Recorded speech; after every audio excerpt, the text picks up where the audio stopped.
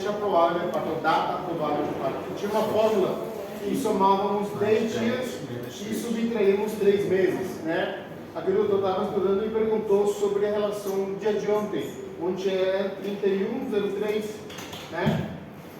Vamos fazer com essa data. 10 dias acrescentamos ao 31, né? Aqui dá 41. Obviamente, março não traz 41, nenhum mês traz. Então, temos que acrescentar mais um aqui.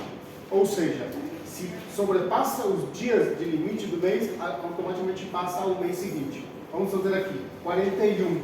Obviamente não conta, né? Quanto seria aqui então? 11, né? Aí seria 10, né? Porque 31 é aí, tá?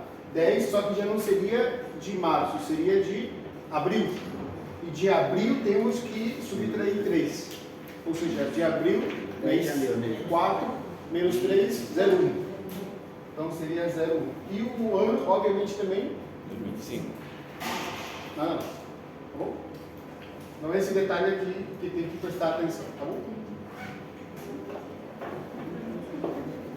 Parece fácil, mas não.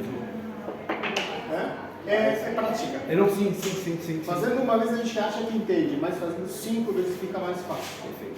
Né? Aqui quem é bom em matemática faz rápido. Né? Inclusive tem gente que, dependendo do mês, só soma 9 e pronto, acabou. Né? É só uma fórmula bem simplificada, mais para todas as datas. Mas quem é bom em matemática faz rapidamente isso. É a mesma coisa na idade estacional, né? O que a gente tem que fazer é tomar a data de hoje, né?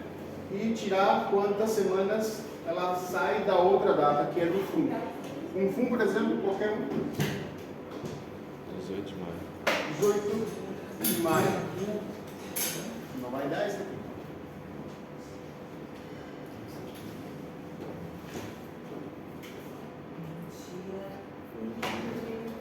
Aqui já vai quase um ano. Nós vamos trocar aqui. Vamos colocar 10, pode ser? Ok. Temos que ir nessa data até essa data, ou seja, de 1 de abril, né? Quanta diferença está a 1 de outubro? O inverso, é a mesma coisa. 1 de outubro até 1 de abril, quantos meses tem? 10, 11, 12, 1, 2, 3 e 4. São 6. 6 meses aqui. Mas atenção, até 0,1 somente. Perfeito? Aqui temos dias a mais. São 6 meses e 15 dias. Exatamente. Vamos lá, 6. Multiplicamos por 4. Por que por 4? Porque cada mês tem 4 semanas no mínimo. Tá? Quanto dá aqui? 24. Esse 24 dividimos por 8, porque justamente alguns meses tem 5, outros tem 4. Né? Então, para igualar isso, dividimos por 8, porque tem uma regra disso. Que por cada 8 semanas, acrescentamos mais uma. Tá? Quanto dá aqui? 3. Esse 3 acrescentamos ao 24. Até aqui seria 27 semanas já. Perfeito? Mas aqui temos que manipular também os dias. Tá? Por aqui sobrepassou, né, do 1. 1 do 4 até 1. Temos dias... 29 semanas então, doutor? Não, são 17 dias a menos temos. Tá bom? Porque a data de hoje é 1. A mulher deixou de menstruar dia 18. Ou seja, temos dias demais aqui. Entendido? Sim. Sobrepassou e temos que tirar isso daqui. 18 quantas semanas seria? 2 semanas, 4 dias. 12 e meio. Então, menos 2. Tá? Aqui seria 25 mais ou menos. Isso é para fazer de cabeça rápido, né? Diferente do gestograma que está mais exato. Não entendido? É mais fácil gestar. É mais fácil para... O gestograma. Inclusive no calendário eu faço. Você vai nessa data aqui e conta quantas semanas até hoje e exatamente vai dar. Também dá. Alguma outra dúvida a respeito a isso? Recuerden que hay varias reglas. Está de Wall, de Pinar, ¿sí? Está la de Naeg. A gente vai usar essa daqui, 10 menos 3. É muito mais fácil, tá bom? além do que as outras têm diferença de 3 dias. Né? Numa soma, por exemplo, 7 dias e subtrai 3. Né? A mesma coisa, 3 dias nada mais. Perfeito? Bueno, vamos a dar alumbramento patológico y normal. Alumbramento que parte del periodo, trabajo, parto. Depois da expulsão, doutor. Sim, vamos de novo fazer uma reprise, né? Os períodos do trabalho de parto dividem em 4. O primeiro era a dilatação e o borramento do colo do útero, né? O segundo é justamente isso abre caminho ao feto a sair. É o descenso, muito bem, e a expulsão, é o parto propriamente dito. O terceiro justamente vamos dar hoje, é o alumbramento, outro nome é dequitação e outro nome é secundamento. Então, esses dois em português, alumbramento em espanhol. Tá? Então, dequitação ou secundamento, perfeito? E o quarto e o último é o puerpério. Perfeito? São 4 períodos de trabalho de parto. Esse daqui, vimos a outra vez que ele está composto por fenômenos ativos e fenômenos passivos. Esse daqui é justamente o parto que a gente viu, né? Lembra? Do descenso, do giro e da expulsão propriamente dita. Vimos em partos cefálicas e em partos pelvianos. Tá? E agora vamos ver o alumbramento hoje. Perfeito? Então, alumbramento normal e patológico. Quando começa? Logo após o parto? Imediatamente ao sair do feto, começa o período de alumbramento. Perfeito? Então, lembra daquela foto que eu mostrei sobre daquela paciente que chegava com a placenta ainda retida? Esse, por exemplo, é um exemplo, né, redundância de... Não. Isso é um alumbramento patológico, ou um terceiro período patológico. Tá bom? Que característica, então, doutor, que seja crepe? É a não saída, ela não sai mesmo com as maniobras que a gente vai aprender hoje. Tá? Existe um tempo? Existe, em torno de 30 a 40 minutos. Esse é o limite para a placenta permanecer dentro. Tá?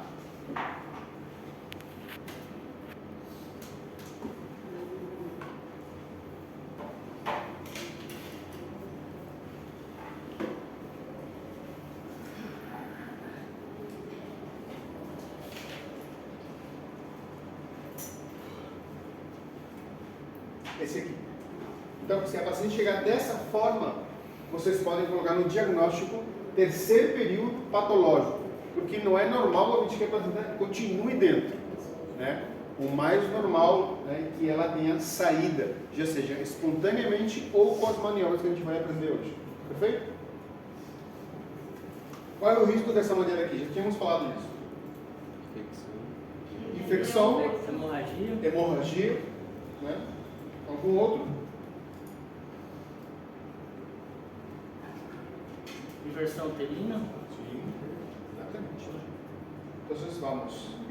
Esto es lo que vemos, lo que buscamos cuando el feto sale. ¿Sí? Fica então a placenta dentro com o cordão obviamente exposto para fora. Esse cordão tem que ser pinçado.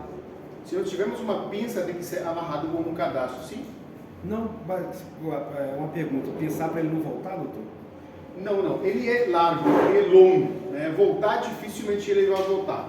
Mas, se a gente não amarrar, vai ter uma abertura, né? Um canal aberto para que o sangue que ainda está, né, dentro do útero, ele vai atravessar a placenta e vai sair para fora. Ele vai provocar, ou pode provocar uma anemia, né, bastante considerável na mulher. Então tem que ser pensado. E no oposto, no feto, por óbvias razões também tem que estar pensado, né? Por quê? O bebê está pensado? Pelo mesmo motivo você bebê. No mesmo? Então tem que estar pensado, tem que estar amarrado, tá? Como a gente viu aqui, a Argentina amarrou um cadastro com um sacudimento. E vejam só, esse útero de um tamanho considerável que chegava por cima do umbigo, ele não tem mais conteúdo, nem feto, nem líquido. Então ele diminui o volume, então ele vai para baixo, tem esse movimento. E isso justamente dá para ver a partir do momento da saída do feto. A gente vai constatar essa barriga, esse abdômen vai estar flácido e vamos poder colocar a palma da mão em cima disso e vamos sentir uma tumoração por baixo do umbigo. Esse é o útero, tá bom? Professor, sim. mas se não for pinçado, amarrado de alguma maneira, também pode não ocorrer esse sangramento, que é sempre que ocorre?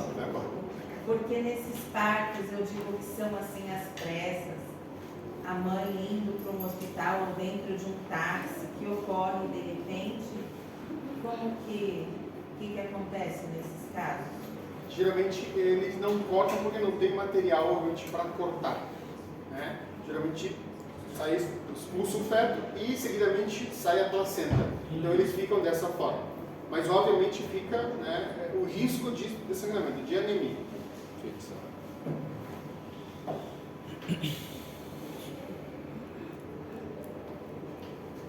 Esse período de pinçar o cordão também é importante fazer um esclarecimento. Pediatria tem a opção de deixar até que o cordão deixe de ter batimentos. Porque o cordão vai ter um batimento próprio do feto e minimamente um bombeio que está fazendo o útero para o feto. E a recomendação é, ele nasce, a gente faz o apego precoce, ou seja, colocar o bebê em cima do abdômen da mulher, né, para que ele tenha um contato pele a pele, e depois controlamos o batimento desse cordão. Deixa de latir e aí pinçamos.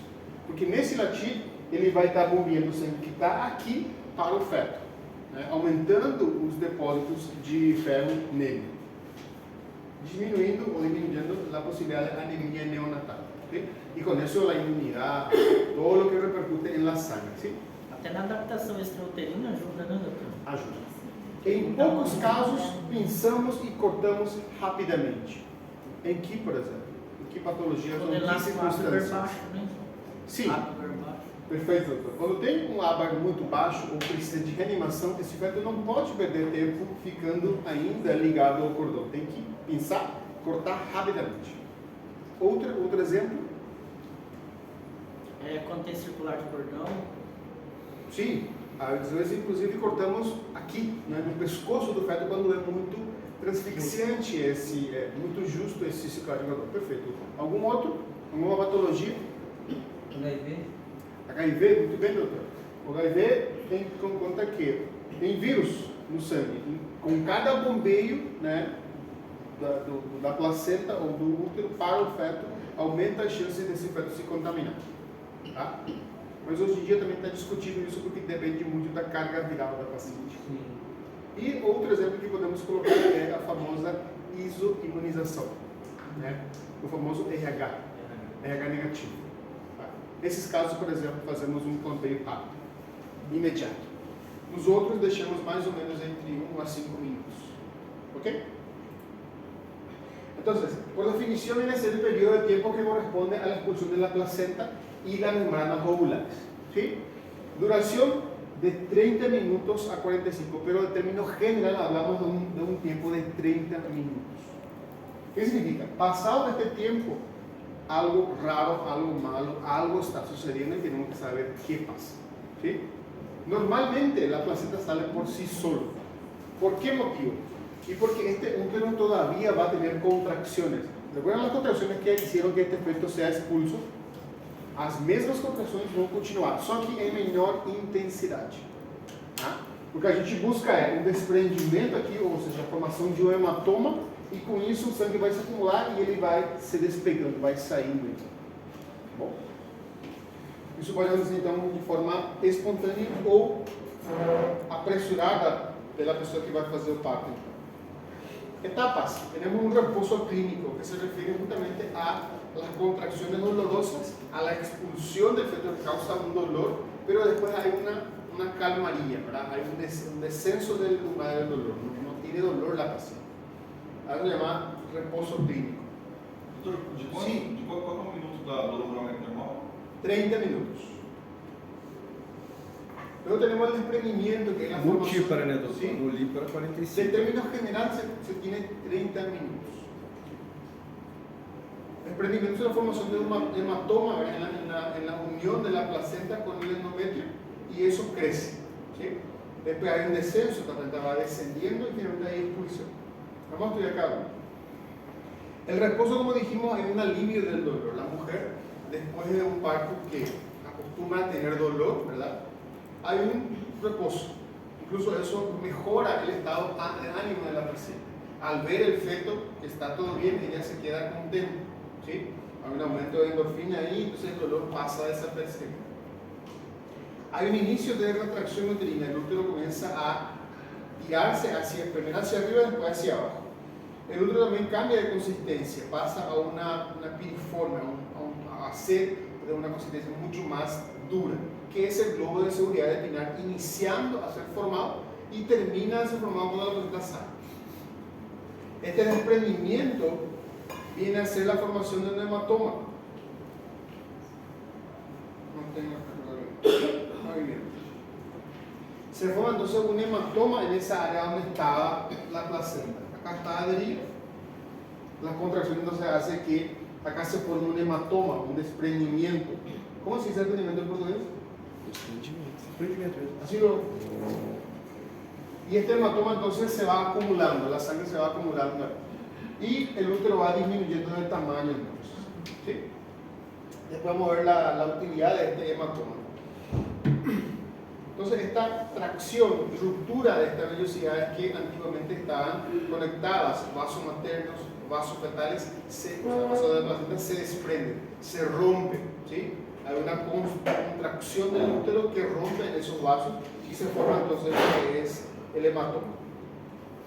Luego tenemos la etapa de desprendimiento, ¿sí? Esto va saliendo, adherido, se va a desprender de a poquito, ¿sí? Eso es lo normal que pasa. Y ahí tenemos entonces una pequeña metrorragia, va a tener un sangrado. Este hematoma generalmente tiene salida por el costado de lo que son las membranas y la paciente va a tener una pequeña hemorragia por la vagina. Es otro signo de que desprendió. ¿Sí? Entonces signo de formación de sangre que llama metrorragia. Después va a tener contracciones uterinas que vuelven a ser dolorosas. ¿Sí? El propio cuerpo, como dijimos, intenta expulsar esta placenta dando entonces un poco más de dolor a la paciente. No comparados con el periodo expulsivo o las contracciones que provocan la dilatación, pero sí son dolorosas. ¿Sí? Este ascenso uterino se refiere a que el útero sube un poquito, como les había comentado, ¿sí? Y después vuelve a bajarse. La lateralización hacia la derecha se debe principalmente al ligamento redondo. ¿Se acuerdan del ligamento redondo que partía de acá de este costado? Generalmente, en la mayoría de las mujeres, el ligamento redondo derecho es más corto. Entonces, a medida que el útero sale, o sea, el útero no tiene más contenido, el ligamento le estira hacia el lado derecho. Entonces, si ustedes no encuentran el útero inmediatamente en el medio, búsquenlo a la derecha. ¿Sí? Va a estar un poco desviado. Entonces. A eso se debe la lateralización a la derecha. Y luego tenemos el desprendimiento en sí. Él va saliendo. Sale del útero, atraviesa la vagina, atraviesa el cuello, vagina, finalmente está en el exterior. De nuevo, este desprendimiento, esta salida de la placenta causa un poco más de dolor, ya que es una masa grande. No comparado con el feto que tiene un tamaño considerable, pero sí es una masa un poco más reducida, pero sí causa un desconforto, un dolor. ¿Está bien? Y acá tenemos signos, ¿verdad?, de que sí se desprendió esta placenta. Se llama signo de Kussner, cuando la placenta no se ha desprendido, pero al presionar acá arriba, ¿verdad?, vemos que el cordón tiene un retroceso, tiene un, ¿cómo se dice?, se queda más corto. Presionando em cima o cordão tem uma retração, tá? Otro signo es el signo de Fabry o de pescador. ¿Qué hacemos? Generalmente eso hace mucho lo que hacen parto, tenta puxar, fazem esse movimento aqui. Ao puxar, vocês vão ver que o útero ele tem uma leve descida com cada tração. Isso também não se faz, porque com uma tração desmedida, o útero pode virar do avesso. Por eso es no realizar. Y luego tenemos la salida otra vez de la salida otra vez de la hemorragia, ¿verdad? El sangrado. Qual o peso dessa placenta, doutor? y son 300 gramos de lo máximo, no es muy pesado. Depende de la cantidad de sangre que tenga dentro. Entre otros, depende también de patologías como diabetes, tenemos placentas más grandes. Hipertensión, tenemos placentas más chicas, ¿verdad? Entonces va a depender de eso. Pero como máximo tiene 300 a 500 gramos, entonces va a reventar. Ni llega luego a eso. Luego tenemos el descenso de la placenta que viene a pasar, como dijimos, todos los segmentos a través del útero hasta al exterior, hasta la vulva. Tenemos entonces que se mantiene la contracción de uterinas, ¿verdad? Tenemos otros signos llamados síndrome de Schroeder. El útero tiene una forma ovoide, ¿verdad? Que va disminuyendo su tamaño y se forma entonces el hematoma retroplacentario que dijimos acá. Se acumula sangre ahí y ese va creciendo, ¿sí? Estas contracciones lo hacen y gracias al peso y la gravedad y a veces por la atracción de la persona, la placenta entonces sale al exterior, se expulsa entonces esta placenta con las membranas. Ayudados por el pujo materno, que tenemos que decirle que haga una leve esfuerzo, una leve fuerza a la mujer. Y como término, ¿verdad? Tenemos el desprendimiento de las membranas, que es tipo un plástico, tipo semi blanco, ¿verdad? Que va a salir también junto con la placenta. Luego el otro se vuelve de consistencia más dura, ¿sí? Más leñosa, más pequeño. Y a ese lo llamamos globo de seguridad de Pinat. En portugués hay otro nombre. Ese mismo. Ah, no, el mismo sí. Pinat, globo de seguridad. Es como si fuera que el útero está de esta forma, más pequeño. Y literalmente es súper duro, ¿sí? Entonces, el desprendimiento sí tiene dos mecanismos, ¿verdad? Mecanismo de Baudelot-Schulz y Baudelot-Duncan. De este Schulz es el más frecuente, que encontramos en 85 a 93% de todos los partos. Es un desprendimiento tipo central, es decir, sucede acá el desprendimiento y a medida que va pasando el tiempo, esta placenta va descendiendo, va hacia abajo, no expulsando esa sangre. Primero sale de la placenta y después sale sangre. En este mecanismo, que es el de Baudelot-Duncan, tenemos desprendimiento de los bordes, es decir, en este mismo útero vemos acá la placenta y se desprende acá. Esta sangre primero sale y después sale la placenta. Entonces esos mecanismos podemos descubrir estando en el parto. Viene la placenta primero, es un desprendimiento central. Viene sangre antes que la placenta, es un desprendimiento periférico o de los bordes, llamado de Duncan. ¿Perfecto?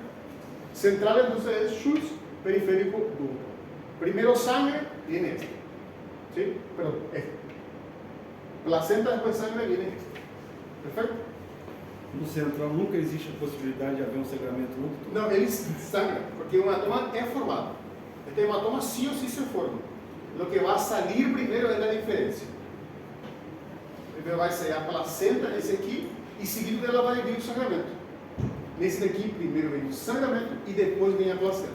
Tudo isso devido à área de desprendimento, se é central ou periférico. ¿Sí? De esta forma, ¿sí? Schulz y Duncan. ¿Perfecto?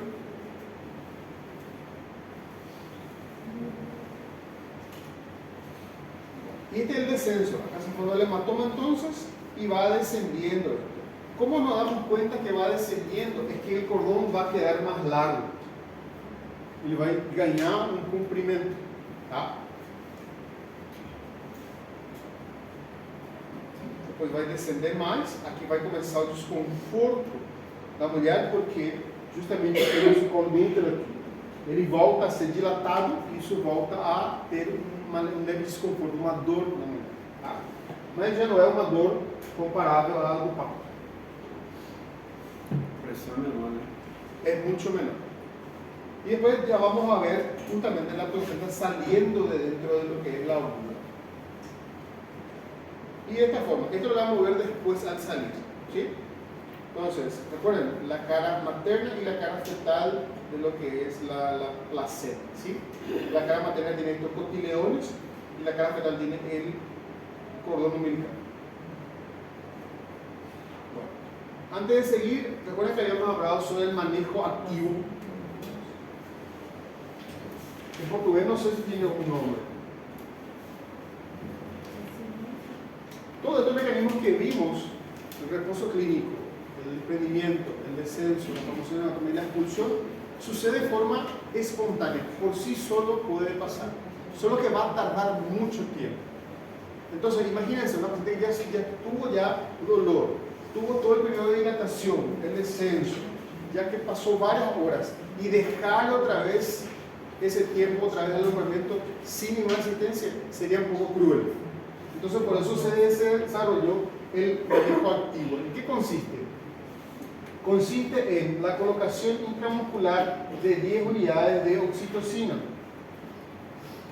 ¿Sí? La mujer está en periodo expulsivo, sale el hombro anterior, el primer hombro del feto, y vamos a pedir auxilio a la licenciada que le aplique 10 unidades de oxitocina intramuscular. Puede ser aqui na coxa, tá? Mais normal, pode ser no braço, isso aqui que é mais doloroso, obviamente, e também pode ser endovenoso. ¿Sí? ¿Por qué esa cantidad? Fíjense que es mucha. ¿Sí?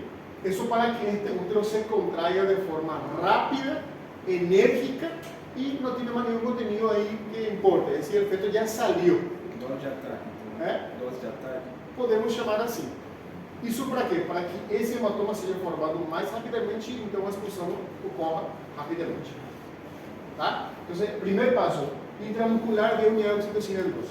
¿Sí? Esto también se hace en la cesárea, ¿sí? Pero obviamente parto normal. La segunda maniobra es una tracción, uma pinça aqui que a gente vai segurar, vamos encurtar esse cordão, essa vulva da paciente, encurtar e fazer uma leve tração. Não puxar com toda a força. Obviamente só fazer uma pequena tração com uma tensão. Uma tensão, somente com o peso da mão. E a outra é com o calcanhar da mão, colocar em cima do pubis da mulher, tentando segurar justamente o corpo do útero, para ele não vir junto. Ou seja, é mais ou menos dessa forma que tem que ser feito. A massagem no fundo do útero, então, não é recomendável? Não é, porque o papel da massagem já faz essa oxitocina aqui. Então é só fazer isso, uma leve tração e uma contratração. Ustedes van a ver mucho que hay personas que hacen parto y hacen esto, como você falou, uma leve massagem e uma tração. Qual é o perigo aqui? Versão uterina? Então aqui vamos ver o alumbramiento patológico. Então, todo cuidado. É acá, isso lo vamos a hacer. Vamos a traccionar esto y con la palma de la mano, esta acá, este pubis, acá vamos a atajar esto. Tá? Segurar aqui, não apertar forte, tá? Segurar aqui, só sentir o volume do corpo do útero e só isso. E uma tração por baixo. Tá? Ao fazer isso, esse cordão obviamente vai ficar mais largo. Desse comprimento ele vai ficar dessa forma. Isso que implica que ele está descendo, ou seja, o trabalho está bem feito. Para evitar que o cordão solte, vamos voltar a pinçar mais perto da vulva, para diminuir essa longitude do cordão e fazer o mesmo procedimento. Até quando? E até a gente ter essa sensação ou essa visão aqui, né? De cima, mais embaixo. Vai ajudar que a mulher vai sentir um desconforto, como a gente falou. Né? Ela vai ter essa vontade de novo de fazer a força. E ao fazer isso, a gente já vai ver essa membrana aqui saindo, né? Ou abrindo a vulva. Nesse momento, vamos soltar a nossa mão, né, e segurar a placenta na palma da mão. Ela vai cair desse jeito, bem em cima. Ao cair, não vamos de novo puxar. Vamos segurar, deixar que ela faça a força e depois vamos girar no mesmo eixo, no mesmo local. Exatamente. ¿Para qué eso? Para que estas membranas sean desprendidas también. Recuerden que acá vamos a tener el útero. Todas essas membranas estão aderidas à parede interna do útero. Né? Essa também. Então vai desprender a placenta e isso ainda vai estar aderido. Se eu puxar ou tirar essa placenta de fato, é risco de que algum pedaço aqui dessa membrana fique dentro, né? Causando outro problema. Então deixamos ela cair na palma da mão e giramos. Para que lado giramos? E não interessa. Pode ser do lado direito, que é mais fácil, ou do lado esquerdo, depende da habilidade da pessoa. Eu giro do lado direito mais rápido. Ao fazer isso, toda essa membrana vai despegar tudo junta, vai sair tipo em bloco. E ao sair o último pedaço, aí podemos tirar inteiro, né, a placenta diante da vulva da paciente. Fazemos isso e depois jogamos a placenta em cima de um recipiente. Não jogamos no lixo diretamente. Por quê? Para avaliar se não ficou pedaço. Porque ela é a única forma de verificar se ela está completa ou não. A pergunta que eu ia fazer agora, se tinha algum exame para ver se tinha algum resíduo. Basicamente é isso. Claro. O que podemos fazer? Agarramos y verificamos la parte de los cotiledones, si es que falta alguna, y después las membranas. Hacemos ese movimento que aqui está mostrando na imagem.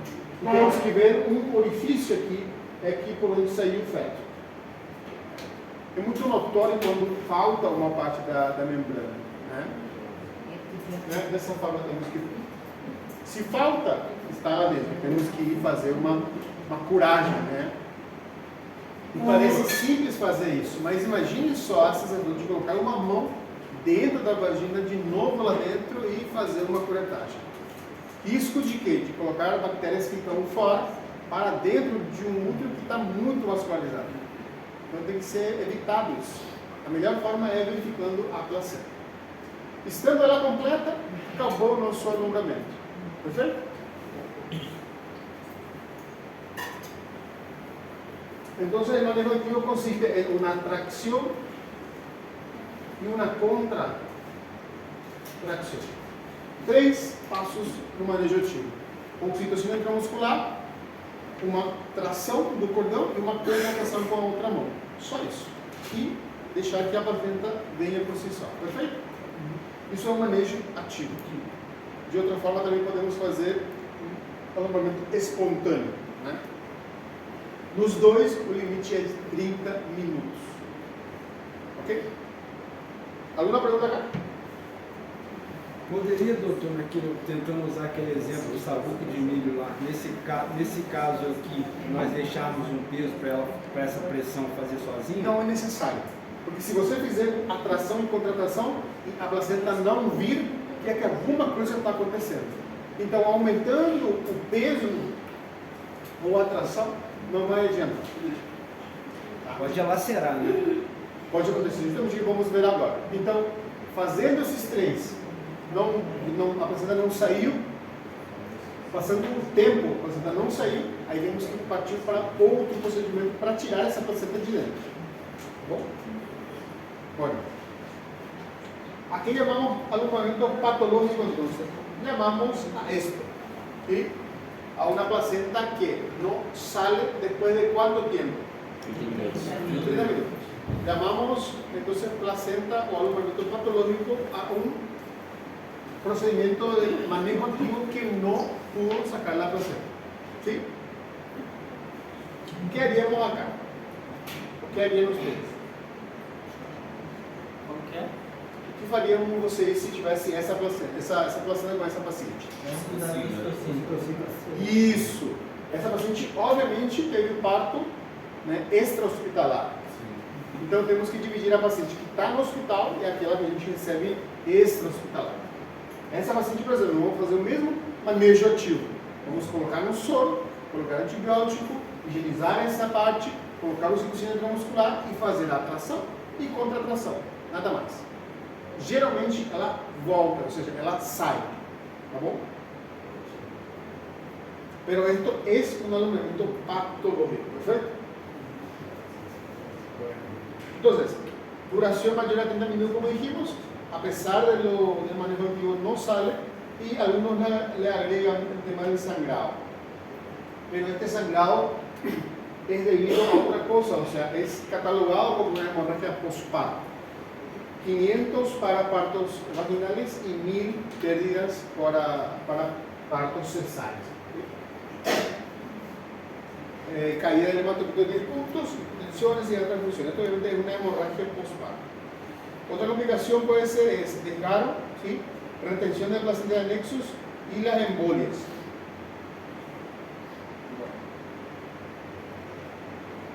Esta hemorragia postparto entra más bien en el periodo de puerperio. ¿Sí? Aquí llamamos hemorragia postparto entonces, cuando sucede en menos de 24 horas, ¿sí?, del tiempo de nacimiento. Más frecuentes son las causas inercia o atonía uterina. ¿Qué es la atonía? Nada más es que el tono del útero está perdido. Lembra daquela que a gente viu no momento do alumbramento, do parto, do trabalho de parto, que o útero tinha um período de pré-contração, um tono próprio dele. E esse perdido chama-se atonia, ou sinergia também uterina. Esse útero não tem força, ele não se contrai mais. Isso é perigoso porque pode causar uma hemorragia. Tá? Quais são as causas desta sinergia, inercia ou atonia uterina? Multíparas, ou seja, pessoas ou mulheres que tiveram muitos partos, por exemplo.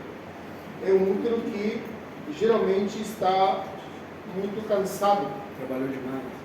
Sim, da mesma forma, trabalho de parto de larga duração também predispõe. Outro? Parte gemelar. Gemelar, quando temos um útero super distendido, né? Ou polidrenos também. Outro? Patologia.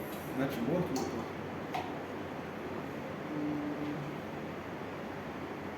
Poderia ser, mas não é tão evidente assim.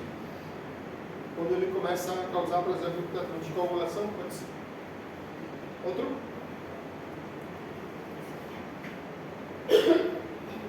Infecciones también, ¿sí? Mal uso de oxitocina también, ¿sí?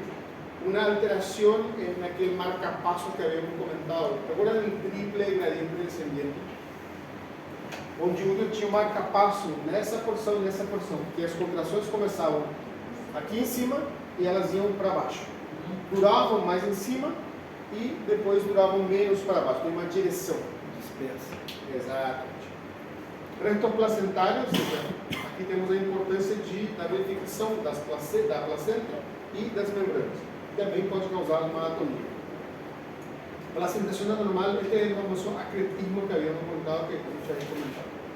Dehiscencia uterina, inversión uterina, que es la salida del útero hacia afuera, laceraciones y las coagulopatías. Este es el puerperio en sí. Y ahora tenemos un pequeño macete, ¿verdad?, como usted le dice, para determinar de dónde y por qué está sangrando, ¿verdad? Tenemos las famosas 4 T's.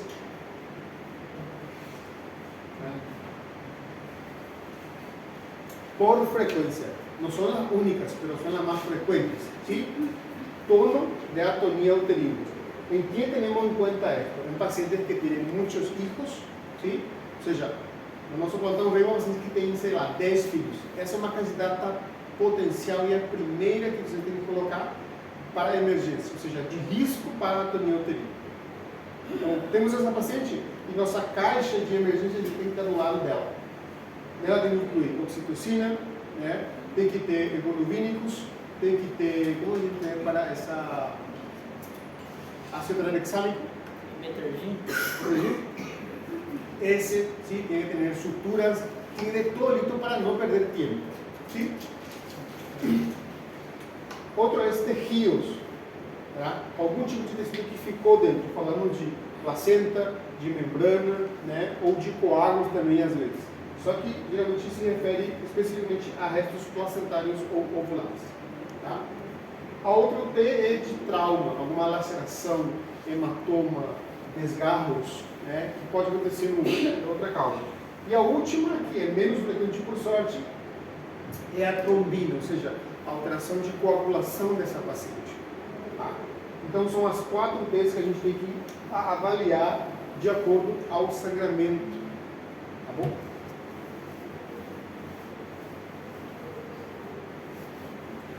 Hemorragias por parto tardía, entre 24 horas y hasta 6 semanas posparto. Las causas pueden ser infección, restos placentarios, subinvolución del ciclo placentario y coagulopatía otra vez. Essa última aqui, esta acá, é muito improvável se tomamos todas as precauções necessárias. O que passa a veces? Que nuestra guardia es muy apresurada, muchos pacientes, e às vezes esquecemos dos passos principais, que é, por exemplo, a verificação da placenta. Se você pega, faz o parto e joga, isso já fica como uma costume para você.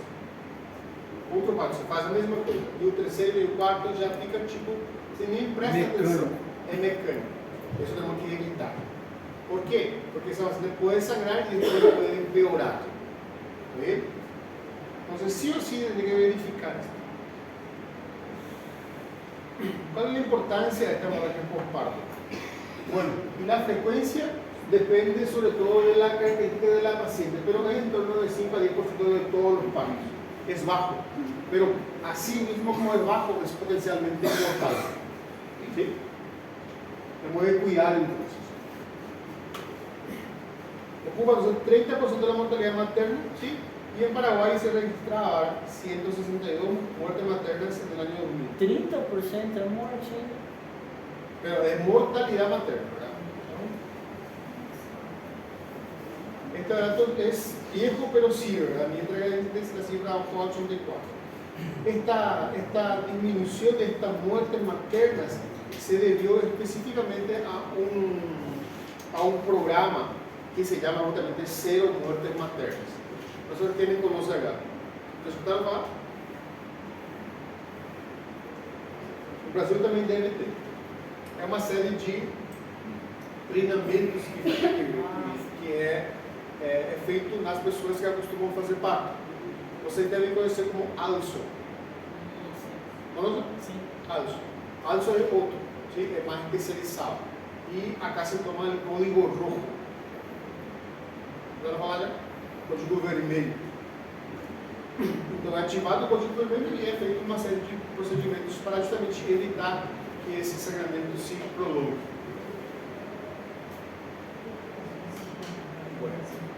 ¿Cómo evaluar esta hemorragia postparto? Depende de la forma, el momento y el tipo de sangrado que tengamos.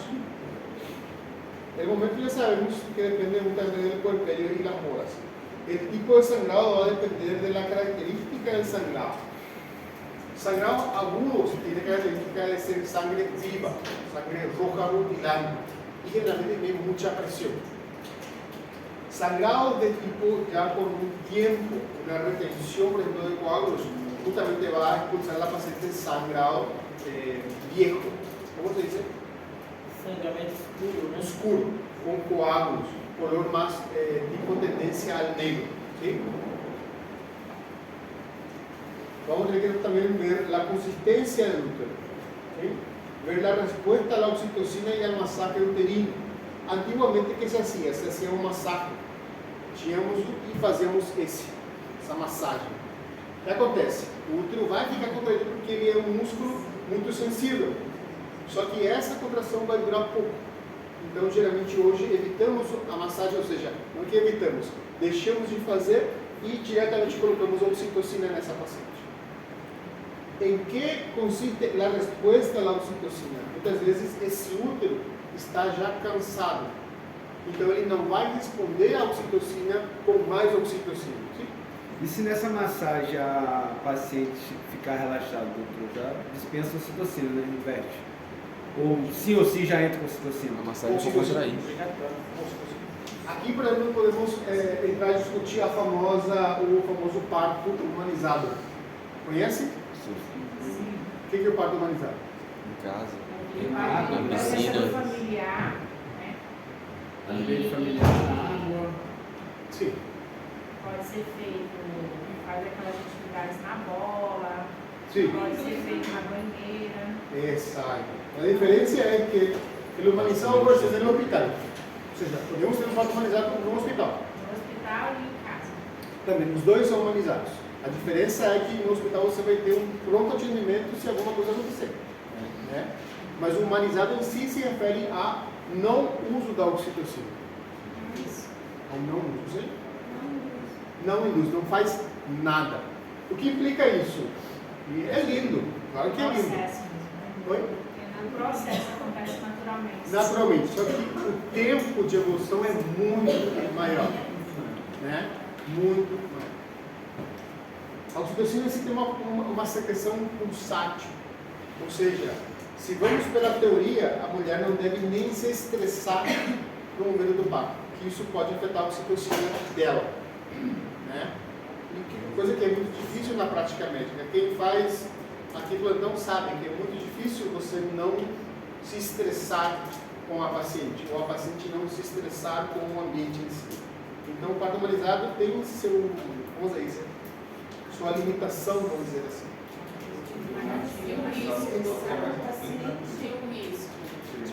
El riesgo, todos los partos son de riesgo, o sea, tienen el potencial de complicarse. Solo que acrescentando el humanizado tiene más riesgo de complicarse. Porque na minha cabeça eu acho que tinha que ser super rápido, né? Não. A rapidez em si também é contraproducente, né? Em todas as horas de evolução. Mas o humanizado não significa Vai em torno especificamente de 8 a 12 horas, né? Oi? Em média, de 8 a 12 horas, né? Sim. Isso é trabalho de parto em si. Só que tendo em conta o período antes disso, também já começou a modificação. Ou seja, Porque na realidade a gestante que falou que está com parto humanizado, a gente tem que ter um preparo todo antecipado, a equipe conhecer bem ela, né? Ela tem complicações anteriores. acá hay mucha discusión. Incluso algunos comentan que el aumento de autismo, por ejemplo, autismo diagnosticado clínicamente, es debido a justamente este trabajo de parto laborioso o incluso a cesárea. É devido a quê? A parto laborioso y a cesárea. O sea, hay muchas cosas acá que no sabemos todavía. Porque o índice de autismo aumentou muito, né? Ou a gente não ouvia falar muito. Esa es otra cosa. El autismo antes era catalogado como un trastorno de tipo TDAH, así nomás decir, ¿verdad? Una sola clasificación. Pero después se estudió y se separó. Y hoy en día tenemos varios niveles de autismo y varios tipos de autismo también. Pero uno de ellos dice justamente eso. Bueno, entonces la respuesta a la oxitocina. Volviendo al tema del útero cansado, hay una serie de procesos a seguir. Además de la oxitocina, hay otra sustancia también que provoca la contracción del útero. ¿Qué podemos usar si es que la oxitocina no responde? ¿Sí? É um útero fatigado que não responde à oxitocina, temos outra medicação para colocar. Revisión de calidad uterina. A partir de este proceso de sangrado, tenemos que seguir el mismo paso, solo que a la inversa de esto. Buscar trauma, hacer una revisión exhaustiva del canal del parto, ¿verdad? Trombina, vamos a sacar el laboratorio para ver si hay algún tipo de coagulación alterada o algo. Tejido, vamos a hacer una búsqueda en el útero, vamos a colocar un guante, ¿né? Se é possível até um cotovelo, anestesiar a paciente, que é primordial, e ir fazer então um resgate disso. Colocar uma gasa aqui, para ter uma mais abração para fazer a curagem, e buscar. Fazer então isso. E por último, temos também o todo que vamos avaliar de acordo com a contração. Entonces, del sangrado en sí, hacemos a la inversa, buscamos la causa de sangrado haciendo eso, ¿sí? Professor, ¿Me escucho? voltando ali no autismo. Sí. O autismo não é uma condição hereditária? Ela pode ser adquirida? Eso es lo que discutimos otra. Hay varias teorías de acuerdo a eso. Porque se essa demora, como é que fala? Falou demorar demais, estresse durante o parto. Eso es bueno. Bueno, Sí. É bom, Bom. mas isso não pode ser um dos fatores, ou eu entendi errado? Para o autismo, não entendi. No, se refiere a que no hay una causa determinada de autismo, pero se hace estudios justamente buscando esa relación. Y se vio que en partos en cesárea tiene más incidencia de autismo. Partos vaginales sin oxitocina tienen menos. Ah, entendi agora. Eu tinha entendido ao contrário. ¿Está bien? É. Tiene que ver esto. No podemos decir que partos hospitalarios provocan autismo. No, eso es, de la misma forma, partos humanizados no provocan. Eso también, no hay una conclusión respecto a eso. Pero se hace varios estudios. Ejemplo, se agarran 1000 cesáreas. Y de esas 1000 cesáreas tenemos que 100 salen niños autistas. De normais, parto normal. De la misma forma también se hace lo que hay menos. Pero eso es solamente una punta. O sea, tiene varias cosas acá en cuenta. ¿Sí? Doutor, esse sangramento ele é diferente dos lóquios? Diferentes.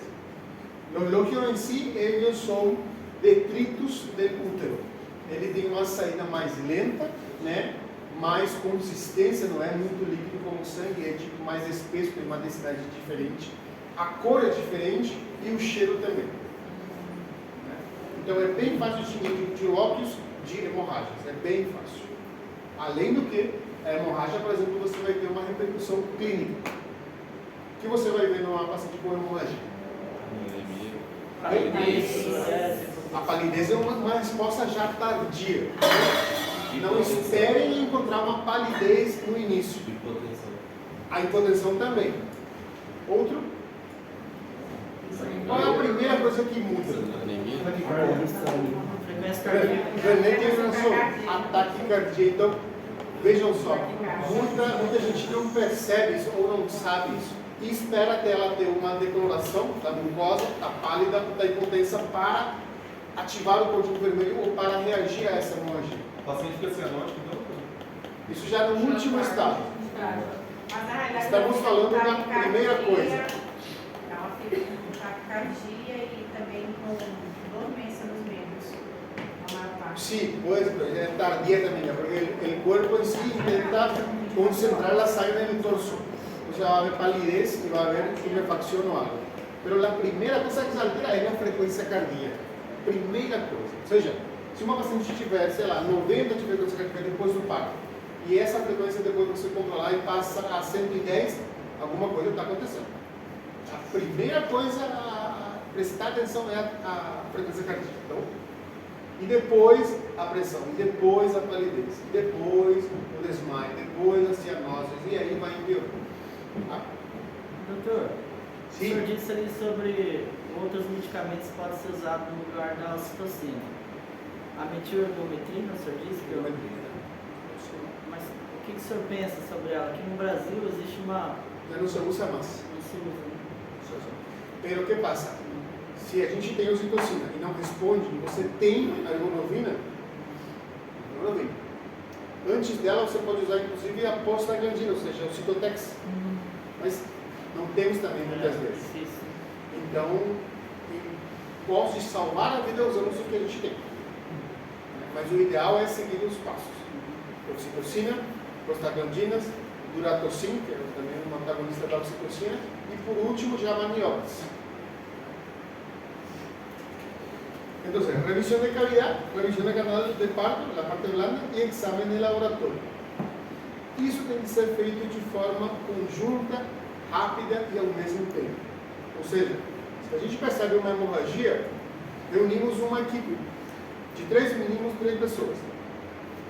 O principal vai ficar no leito da pessoa, olhando para ela, avaliando tudo. E o resto vai ficar em prontidão para fazer os procedimentos.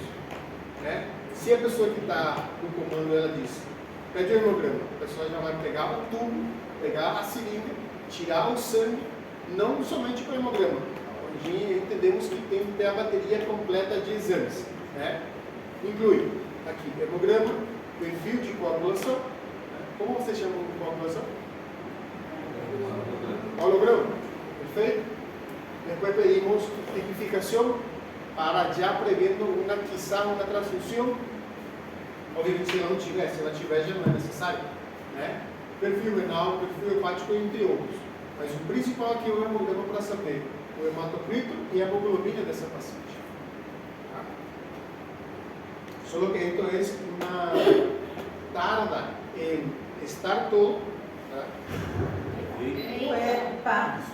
Y tarda también en tener una repercusión. O sea, A hemoglobina vai descer, ela vai, só que ela vai descer em horas.